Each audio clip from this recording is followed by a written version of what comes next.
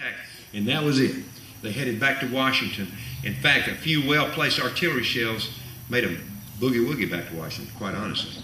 And when they got back, another commander was appointed, a fellow named McClellan, who had a really, really high opinion of himself.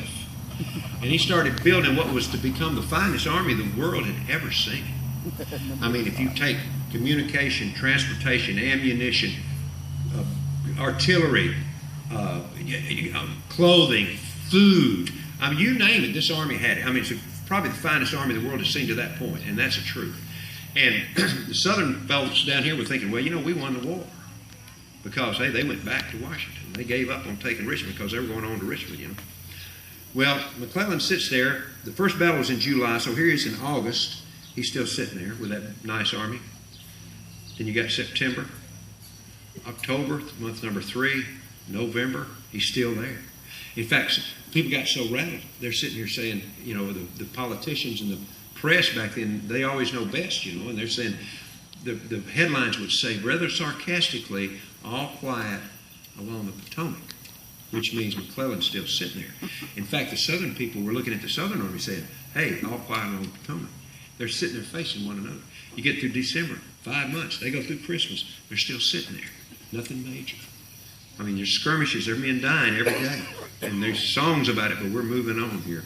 But then you get into January, month number 6. February, now there's a fellow named Grant that's up in Middle Tennessee, captured a couple of forts. Nashville fell, but it wasn't a major event where lots and lots of young men were shot down. But here comes March, month number 8. Grant is down there at a place called Pittsburgh Landing on the Tennessee River. Beautiful, beautiful spot. The Union Army's still sitting there. They're just sitting there. They're making plans, but they're still sitting there in Washington. But Grant's doing something. He's 25 miles north of Corinth, Mississippi. And he's going to go capture Corinth, Mississippi, because in Corinth, 4 railroad tracks come together. And that's important to the Southern war effort. He can destroy those tracks. That's going to mess up communication, transportation with places like here in Arkansas. It'll cut them off. So Grant's going to get those railroad tracks. But he's waiting on 36,000 men, 30 to 36,000 coming to him from Kentucky. The commander in Corinth, the Confederate commander, knows what Grant's about. He said, I better hit him now. I better hit him hard, or I won't have a chance because he will overwhelm us. His name was Albert Sidney Johnston. He marches his army northward to strike Grant before he's reinforced up there at Pittsburgh Landing on the beautiful Tennessee River. And it's a slow march. It should have taken a day or a little over a day. It took 3 because they're not an army yet.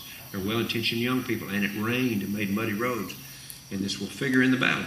On the early morning of April 6, 1862, the Confederates hit Grant hard on the right side. It was a surprise attack, and the Union Army reels back, and their backs are backing up to the river. It's looking rough for Grant, and the whole line is falling back except for one spot. And in this one spot, it's called the Hornet's Nest, Albert Sidney Johnston went over to help bolster the attacks and to help direct the attacks where they can take the Hornet's Nest and push Grant into the Tennessee River. Well, he had just sent his surgeon off because there's 2 Union officers had been wounded. And Johnston sent his surgeon, his personal surgeon, to help these two men. And then while he's directing the attack on the Hornet's Nest from the peach orchard, a bullet goes zing right behind his knee. Wasn't painful, not at all. But his boot was filled with blood and he didn't know it. And he falls from his horse dead. He bled to death. A simple tourniquet would have saved his life. But his surgeon was helping those 2 Union boys. The Confederate attack stalls. And Beauregard, who took over, said, we'll get them in the morning. Well, Grant's reinforced that night. Because you see, they're at a place called Shiloh. And this Shiloh is a biblical term which means place of peace. But it was anything but peaceful. For you see, the next day, the Confederates renew their attack. Grant's reinforced. He stops them. He pushes them back. They fall all the way back to Corinth, Mississippi. Grant didn't follow because they're so bloodied. Because at this place of peace called Shiloh, you have 23,800 young men killed, wounded, missing. There are more men killed on April 6th, the first day of the battle, than had been killed in all the wars combined to that point in America. So you had 23,800 killed, wounded, missing. If they put that in perspective, if these young men could rise up somehow and make a line, shoulder to shoulder, which was the custom during that time, Union and Confederate alike, and you walk that line of killed, wounded, and missing, you're going to walk for almost 6 miles. Can you imagine? It was hard. This was the wake-up call for this country. They said, oh my Lord, this thing is spun out of control, and they all knew it. There was a fellow from Texas, just a common soldier, named M.B. Smith, Company C, 2nd Texas. When the Confederate Army finally got back to Corinth, Mississippi, when all the sights and sounds and smells and horrors and fears and all of it is combined, just overwhelming, when he gets back, it overwhelms him, but he sits down and he writes this song.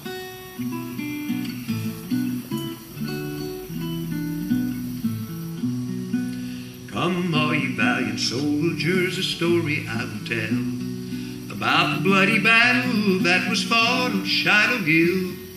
It was an awful struggle, it'll cause your blood to chill. It was the awful battle that was fought on Shiloh Hill. It was the 6th of April, just at the break of day. The drums and fifes were playing for us to march away. The feeling of that hour I do remember still, for the wounded and the dying that lay on Shiloh Hill. About the hour of sunrise, the battle it began. Before the day had vanished, we had fought them hand to hand. The horrors of that field did my heart with anguish fill, for the wounded and the dying that lay on Shiloh Hill. There were men from every nation laid on those bloody plains. Fathers, sons, and brothers were numbered with the slain.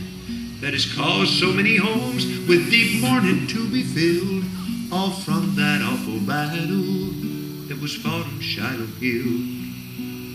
The wounded men were crying for help from everywhere, while others who were dying were offering God their prayer. Protect my wife and children, if it is thy holy will. Such were the prayers I heard that night on bloody Shiloh Hill.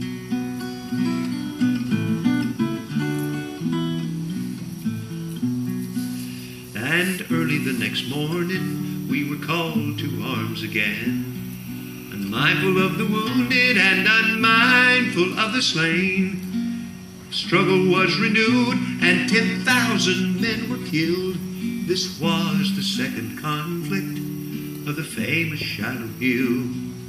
The battle it raged on, though dead and dying men lay thick all over the ground, o'er the hill and on the glen.